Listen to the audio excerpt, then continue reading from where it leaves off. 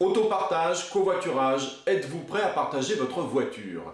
Partage ta bagnole, c'est le titre d'un essai d'un livre écrit par un homme qui connaît très bien le domaine de l'automobile et je suis allé lui poser quelques questions pour vous. Regardez, réfléchissez et partagez ou pas. Alors, pourquoi avoir écrit Partage ta bagnole? Pourquoi avoir écrit cet essai? Parce que je crois qu'on doit changer notre manière de consommer la voiture. Je crois qu'il faut qu'on révise notre manière de l'utiliser. Et en particulier, je crois que les conditions sont aujourd'hui réunies pour qu'on puisse partager nos voitures. Et je crois que ça va nous apporter beaucoup.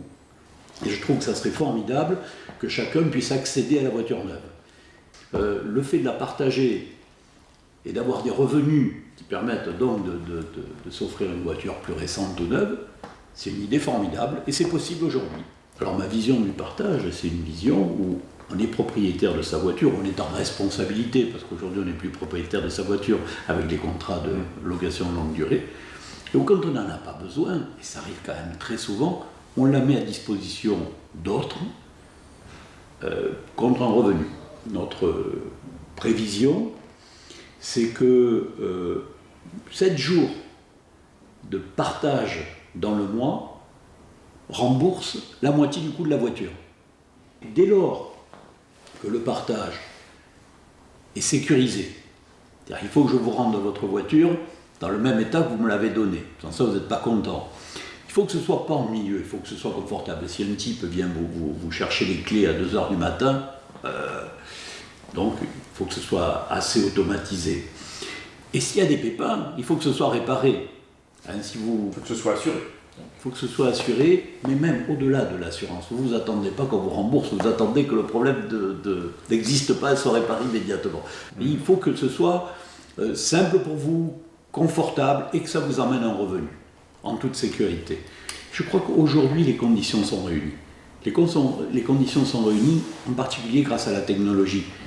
Le numérique, les applications. Oui, parce qu'aujourd'hui, avec un smartphone, on sait ouvrir une voiture, je sais capter l'essence que vous avez consommée, le nombre de kilomètres que vous avez réalisé, je sais m'assurer que c'est vous qui prenez la voiture, qui prenez possession de la voiture dans la rue par exemple, grâce à un selfie.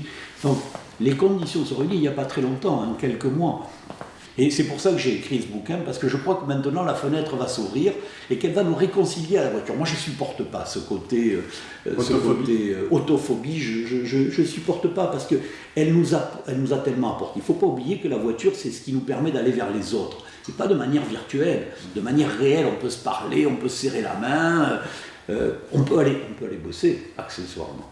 Je crois que ça a tiré notre manière de vivre et l'économie du XXe siècle et je crois que la voiture va retirer l'économie du XXIe siècle. Mais il faut la penser différemment. Différemment, oui. Elle ne peut plus du tout avoir la place qu'elle a eue jusqu'à maintenant. Et tant mieux d'ailleurs. Je crois que c'est la voiture qui va nous faire basculer dans un autre monde. Moi je dis, fin de la voiture égoïste.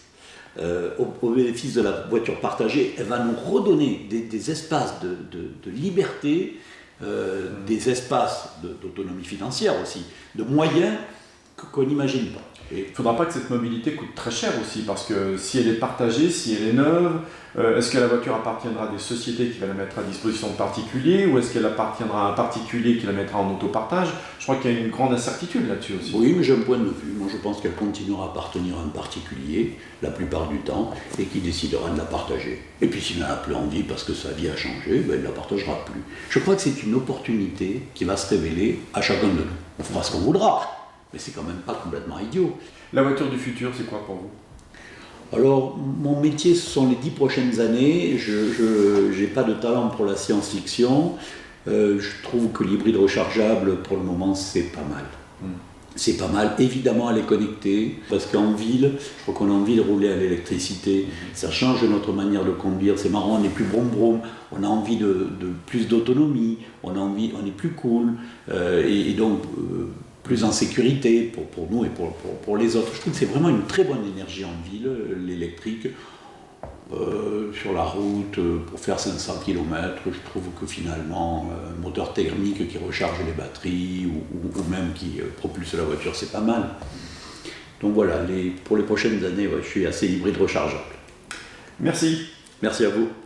Automobile Club Association. Priorité à la mobilité.